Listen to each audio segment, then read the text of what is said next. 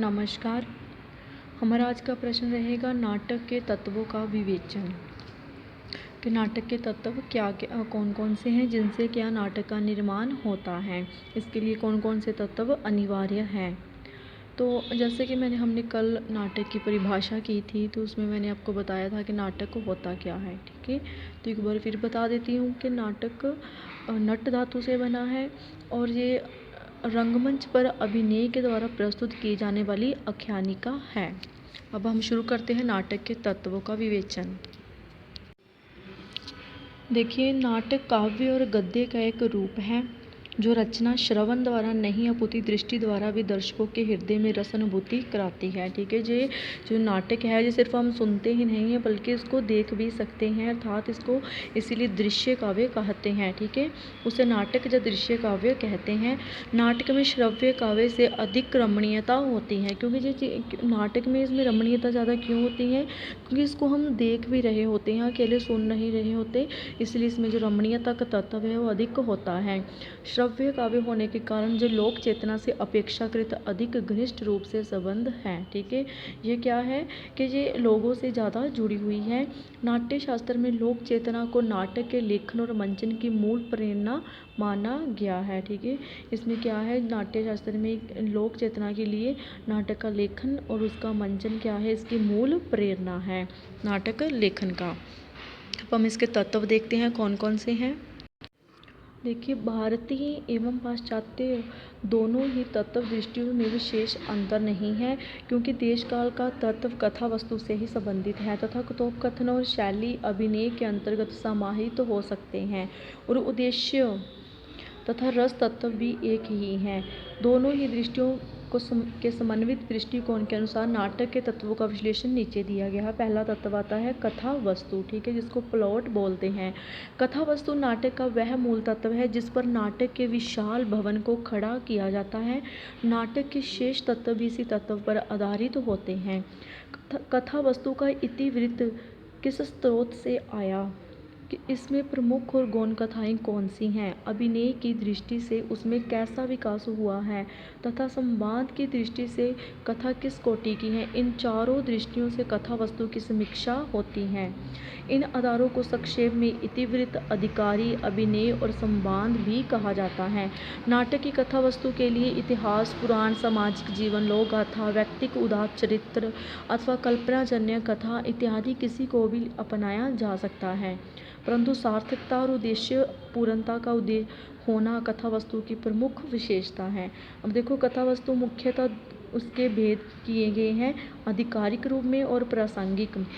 अब देख लीजिए, आधिकारिक रूप जो मेन प्लॉट है उसको, नाटक की मूल कथा जिसका संबंध नाटक के मुख्य पात्रों से हो और जिसका फल नाटक के नायक नायिका को प्राप्त हो, वही कथा आधिकारिक कथा कहलाती है। ठीक है, नाटक में आधिकारिक कथा जो मेन प्लॉट कौन सा होगा, जिसमें क्या है कि जो इसका जो संबंध है मुख्य पात्रों से होना चाहिए और उसका जो एंडिंग होगी, उसका जो फल है वो भी उसके नायक अर्थात हीरो या नायिका अर्थात हीरोइन को प्राप्त होना चाहिए। नेक्स्ट देखो, प्रासंगिक कथाएं, जो सब प्लॉट आ जाता है। प्रासंगिक वह कथा है जो आधिकारिक कथा के प्रसंग का निर्माण करती हैं। क्या करती हैं, जो आधिकारिक है, जो मुख्य कथा है उसके प्रसंग का निर्माण करती हैं तथा उसके विकास एवं फल प्राप्ति में सहायक होती हैं। ठीक है, जिसको कहाँ तक पहुँचाती हैं, आधिकारिक कथा को जो मेन प्लॉट था उसके विकास और फल तक पहुँचाती हैं। इसका संबंध नाटक के गौण पात्रों से होता है। प्रासंगिक कथा के दो भेद हैं, पताका और प्रकरी। पताका जो प्रासंगिक कथा आधिकारिक कथा के साथ साथ अंत तक जो उसके कुछ पहले तक चलती रहे उसे पताका कहा जाता है। प्रकरी जो कथा प्रसंगवंश बीच में ही समाप्त हो जाए उसे प्रकरी कहते हैं। आ जाता है आधार की दृष्टि से कथा वस्तु के तीन भेद माने गए हैं, प्रख्यात, उत्पाद्य, मिश्र। प्रख्यात में देखो, वह कथा होती हैं जो इतिहास पुराणों पर आधारित लोक प्रचलित आख्यान होता है। ठीक है, प्रख्यात में क्या आता है, जो इतिहास पुराणों के आधार पर होती हैं, पर आधारित लोगों में प्रचलित कोई कथा होती हैं। उत्पाद्य होता है पैदा करना। ठीक है, कवि द्वारा कल्पित कथा उत्पाद्य होती हैं। ठीक है, जो उसके द्वारा कल्पना के आधार पर उत्पादन की जाए वो क्या है, उत्पाद्य आ जाती है। मिश्र जिस कथा में इतिहास और कल्पना का मिश्रण हो उसे क्या कहते हैं? मिश्र कथा वस्तु कहते हैं। ये था आपका कथा वस्तु। नेक्स्ट हम देखते हैं पात्र। पात्र नाटक के पात्रों का विशेष महत्व रहता है।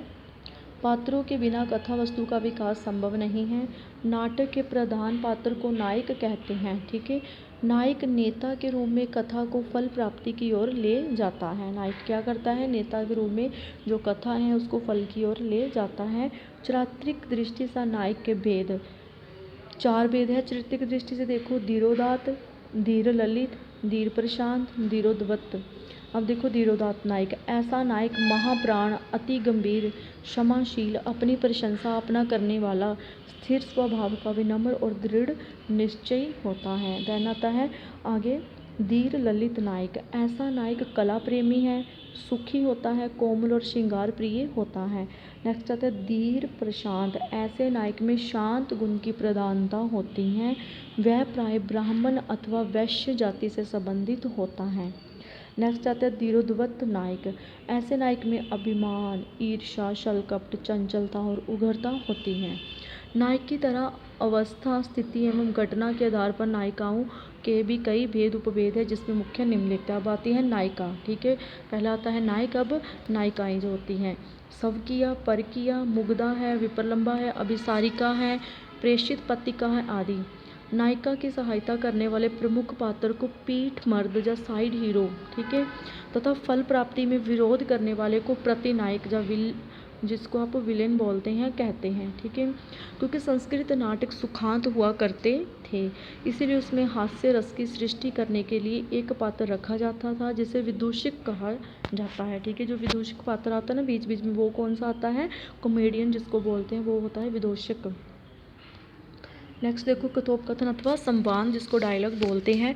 कथोपकथन नाटक का प्रमुख तत्व है, इसे संवाद भी कहते हैं। इसके अभाव में ना तो चरित्र का विकास संभव है और ना ही कथा फल प्राप्ति की ओर अग्रसर हो सकती हैं। देखिए, अगर संवाद नहीं होगी, ठीक है, कि जिससे हमें कथा का पता चल रहा है, तो वो जो कथा है वो क्या है, उसमें ना तो चरित्र का पता चलेगा कि उस किसी बंदे के करैक्टर का पता चलेगा उसमें, और ना ही हमें पता चलेगा कि जो कथा की फल प्राप्ति हो रही है या नहीं। अर्थात कि बिना संवादों के, बिना डायलॉग्स के जो नाटक है वह चल ही नहीं सकता।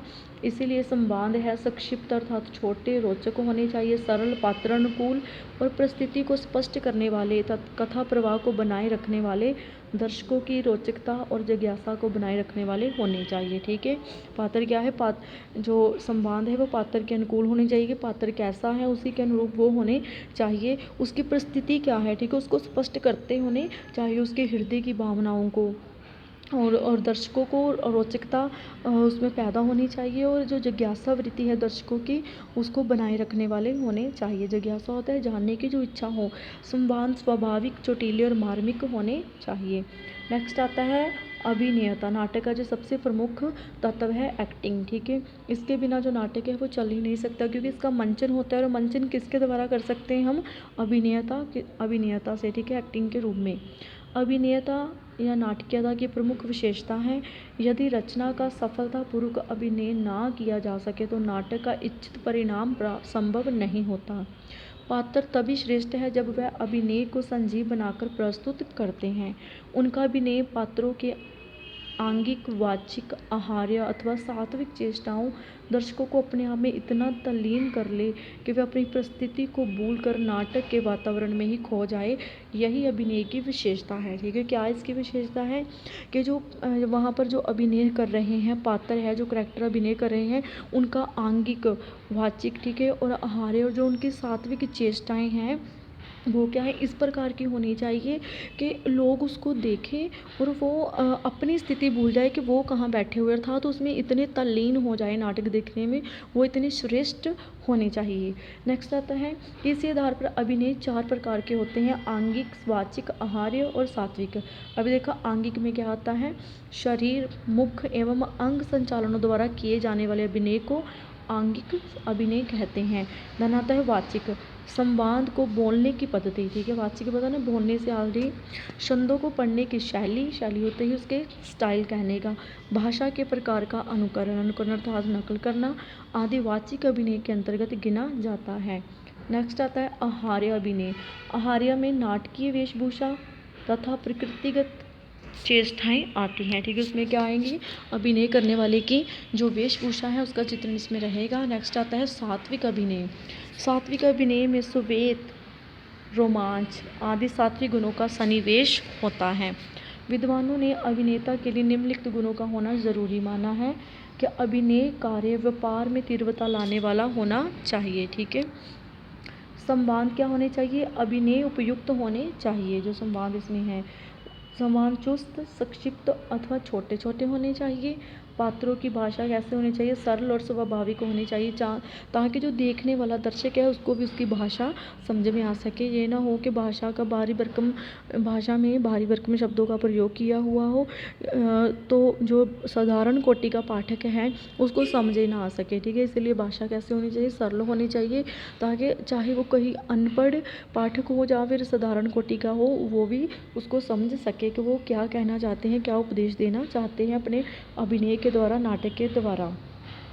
अभिनय संजीव, मार्मिक और स्वाभाविक होना चाहिए। अभिनय के लिए उपयुक्त मंच सज्जा अथवा दृश्य विधान का निर्माण जरूरी है। नेक्स्ट देखिए देश काल, वातावरण और संकलन त्रय। नाटक में देश काल वातावरण का निर्माण 3 प्रकार से किया जा सकता है, पात्रों की वेशभूषा द्वारा,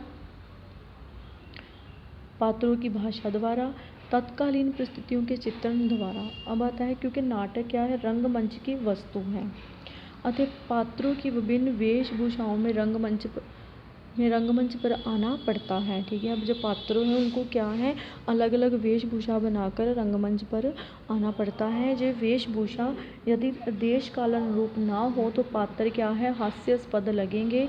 जैसे सम्राट अकबर को कोट पैंट में दिखाना, ठीक है, क्या है, इसीलिए कि अगर आप सम्राट अकबर का अभिनय कर रहे हैं तो क्या है कि आप कोट पैंट पहनकर थोड़ा ना उसका अभिनय करेंगे, ठीक है। आपको भी कपड़े उसी रूप में, आपको अपनी वेशभूषा उसी रूप में बनानी पड़ेगी। ऐसे ही पात्रों की भाषा भी यदि पात्र अनुकूल ना हो तो उचित वातावरण का निर्माण नहीं होगा, ठीक है।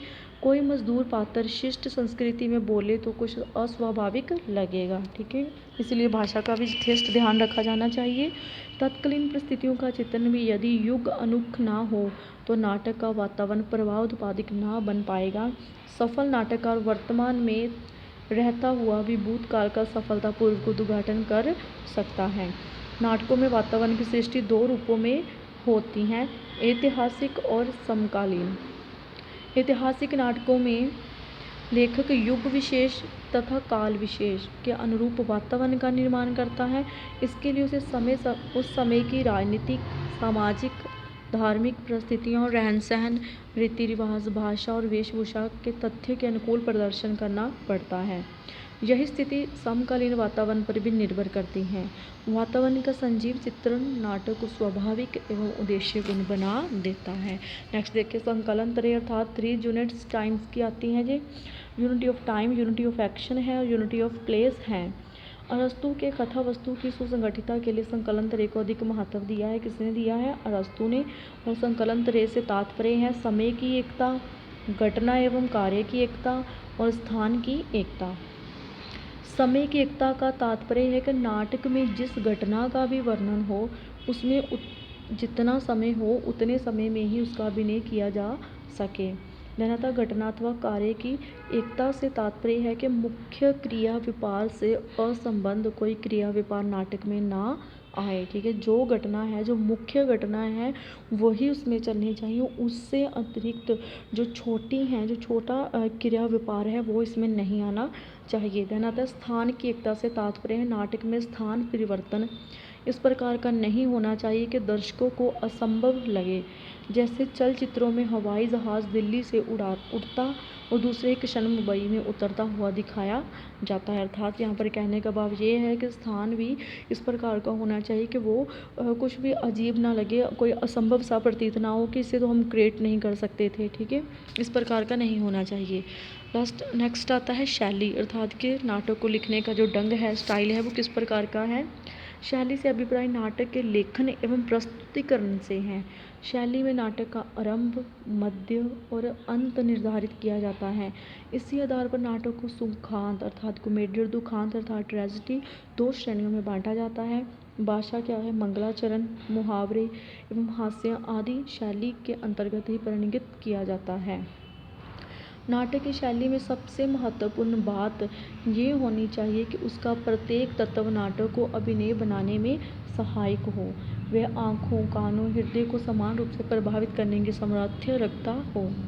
नेक्स्ट आता है रस एवं उद्देश्य। भारतीय परंपरा रस को प्रमुखता प्रदान करती है। भरत मुनि ने रस को नाटक का प्रमुख प्रतिपाद्य माना है। नाटक से प्राप्त होने वाला आनंद ही क्या है? रस है। ठीक है, इसमें आनंद को क्या माना है? रस। अतः इसकी प्राप्ति से ही नाटक को श्रेष्ठता संभव होती है।